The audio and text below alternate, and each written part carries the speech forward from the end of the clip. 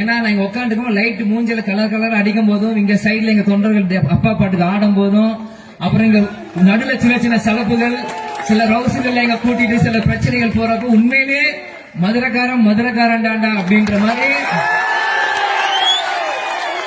அந்த பாசம் நேசம் அந்த லந்து எல்லாமே ஒரு 10 நிமிஷத்துல எங்க எல்லாம் நான் பார்த்தேன். எங்கேயும் போக மாட்டேன். ஏதாவது பையன் மதுரை அப்பா மதுரை பையன் சென்னையில பிறந்தான்னு மட்டும் நினைக்காதீங்க.